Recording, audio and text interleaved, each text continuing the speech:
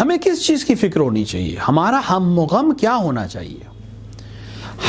ہم سب کو کس چیز کی سب سے زیادہ فکر ہونی چاہیے؟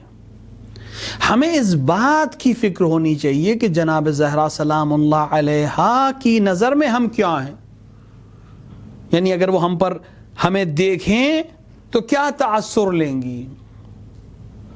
ایک دفتر ہے، ایک کتاب ہے، ایک رجسٹر کہہ لیں، جو جناب زہرا سلام اللہ علیہا کے پاس ہے، جن میں ہم سب کے نام انشاءاللہ لکھے ہوئے ہیں۔ اگر آپ جائیں جناب زہرا سلام اللہ علیہا کے پاس، ان سے کہیں کہ یہ آپ فلاں کو جانتی ہیں، اپنوں میں سے کسی کا نام لیں، تو کہیں گے ہاں جانتی ہوں۔ تو جب ہمارے نام ان کے پاس ہیں، ہم میں سے سب کے نام ان کے پاس ہیں، جس میں وہ ہر وہ عمل جو ہم کر رہے ہیں اس کو ثبت کیا جاتا ہے۔ ہمیں غم اس بات کا یا فکر اس بات کی ہونی چاہیے کہ اس دفتر میں، اس رجسٹر میں کیا لکھا جا رہا ہے، اور جب ہمارے نام کے آگے وہ تحریر ہوگی تو جناب زہرا ہم کو کس طرح سے دیکھیں گی۔ اگر ہم چاہتے ہیں کہ روز محشر وہ ہماری شفاعت کریں تو ہمارا نام وہاں بہترین الفاظ کے ساتھ، ہمارے اعمال وہاں بہترین اعمال ہونے چاہیے۔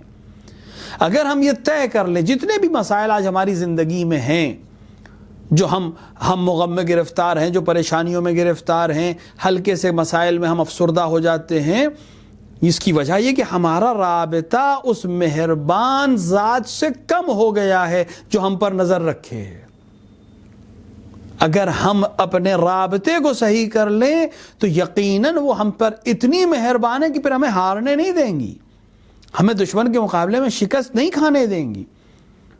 تو ہر عمل کرنے سے پہلے ہمیں یہ سوچ لینا ہے کہ اس دفتر میں کیا لکھا جا رہا ہے، اس رجسٹر میں ہمارے نام کے آگے کیا لکھا جا رہا ہے۔